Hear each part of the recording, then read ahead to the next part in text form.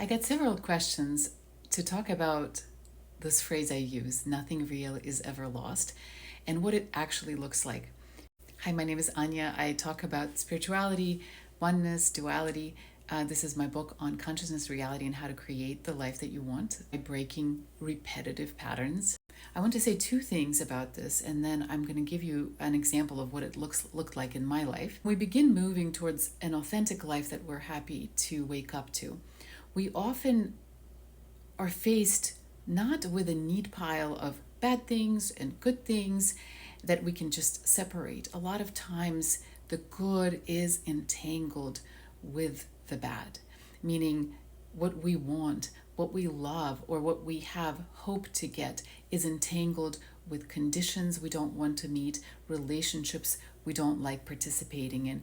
An example of that, having financial support, but needing to accept terms you don't want to accept from family or a spouse, for example. So when one starts creating a kind of authentic life that they want, or liberating themselves from layers of conditioning that are keeping them from manifesting or creating the kind of life that they want, it's not possible sometimes to just, keep the good and put down the bad. You have to put down the whole tangled up knot of stuff on the altar of your new life and go through a temporary time where you face the actual fear that has been keeping you or making you think that you need to agree to the toxic relationships, to the bad terms, in order to have access to what you want to have access to.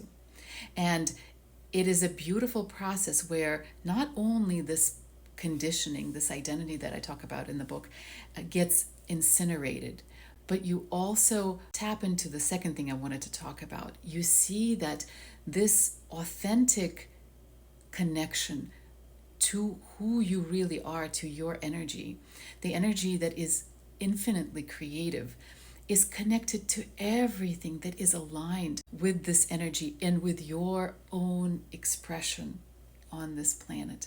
But the mind needs to be reminded that nothing real, nothing of that quality is ever lost.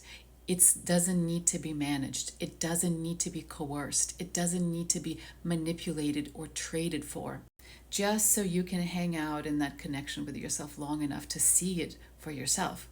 When I began writing this book, I was also a professional painter. A lot of my community, a lot of people who loved me, saw me as someone who paints. When I started talking about consciousness, I got a lot of flack for it.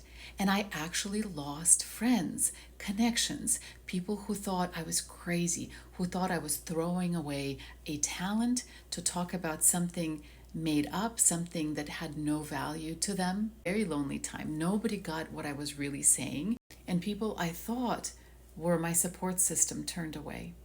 But having this understanding and reminding myself that nothing real is ever lost, I continued in my authenticity. And sooner or later, people who really aligned with me started coming back. New people started emerging. And I did not have to pretend to be who I am not in order for me to be connected to people who could love me and support me, etc.